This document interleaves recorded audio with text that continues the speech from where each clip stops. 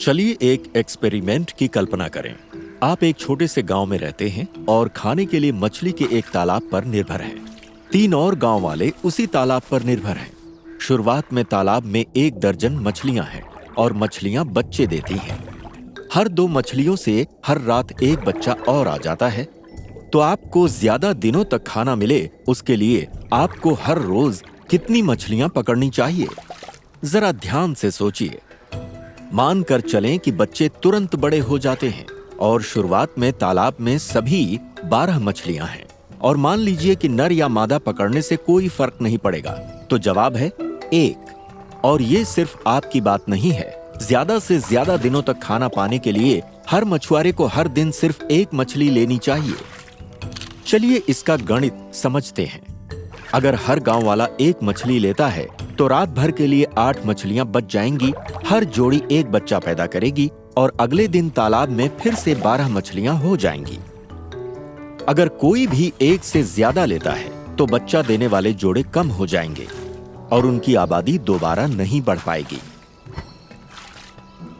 आखिर में तालाब में मछलियां खत्म हो जाएंगी और चारों गांव वाले भूखे रह जाएंगे। ये मछलियों की पहेली इस समस्या का सिर्फ एक उदाहरण है, जिसे कहते हैं ट्रेजेडी ऑफ द कॉमन्स। इसे सबसे पहले एक पैम्फलेट में इकोनॉमिस्ट विलियम फॉस्टर लॉयड ने 1833 में तब समझाया था, जब एक गांव के कॉमन एरिया में मवेशी जरूरत से ज्यादा चरने लगे थे। 100 साल बाद इकोलॉजिस्ट गैरेट हार्डिन ने दोबारा इस पर काम किया और समझाया कि कई लोगों के एक सीमित साधन इस्तेमाल करने से क्या होता है, जैसे चराई का मैदान, मछलियों के इलाके, रहने की जगह, यहाँ तक कि साफ हवा भी।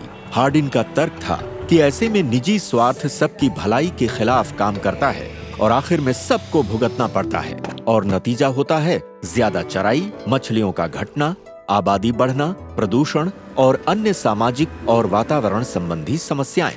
ट्रेजेडी ऑफ द कॉमन्स का मूल ये है कि इसमें एक इंसान को फायदा उठाने का मौका मिलता है और नुकसान एक बड़ी आबादी को उठाना पड़ता है। इसे समझने के लिए वापस अपने तालाब पर चलते हैं।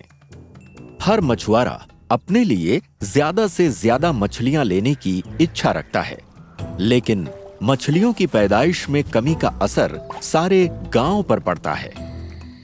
पड़ोसी कहीं आगे न निकल जाए, इस चिंता में एक मछुआरा ये सोचता है कि अच्छा यही होगा कि वो 1 एक्स्ट्रा मछली ले ले, या 2 या 3।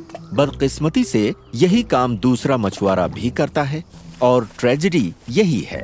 कुछ समय के लिए अपना फायदा सोचने से लंबे समय तक किसी का फायदा नहीं होता।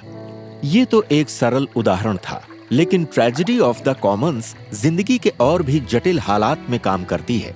ज्यादा एंटीबायोटिक्स का इस्तेमाल कुछ दिनों के लिए मवेशियों में मिलने वाली चीजों और आम बीमारियों का इलाज कर देता है, लेकिन इससे एंटीबायोटिक रेजिस्टेंट बैक्टीरिया पैदा हो गया जो पूरी आबादी के लिए खतरा है। कोयला जलाकर पावर प्लांट्स अपने ग्राहकों के लिए सस्ती बिजली बनाते हैं और मुनाफा कमाते हैं।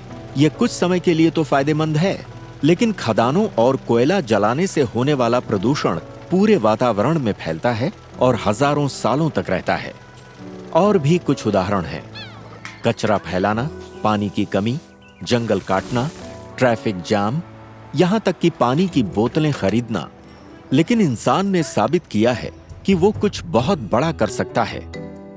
हम आपसी सहमति बना पाते हैं, सांप्रदायिक समझौते कर पाते हैं, हम सरकारें चुनते हैं, हम कानून पास करते हैं ताकि व्यक्तिगत इच्छाएं हमें सामूहिक तौर पर नुकसान ना पहुंचाएं। यह आसान नहीं है और जरूरी नहीं कि हर उपाय सही साबित हो, लेकिन इंसानों ने ये दिखा दिया है कि हम इन समस्याओं को सुलझा सकते हैं और हम लगातार ऐसा कर सकते हैं। अगर हम हार्डिन के सबक याद रखें तो ट्रेजेडी ऑफ द कॉमन्स का सार यही है कि जो हम सब के लिए अच्छा है वही हर एक के लिए अच्छा है। शानदार इतिहास, आउटर स्पेस एडवेंचर्स, उलझा देने वाली फिलॉसफी या अपने शरीर के बारे में किसी भी सवाल के जवाब जानने के लिए इस चैनल को सब्सक्राइब करें।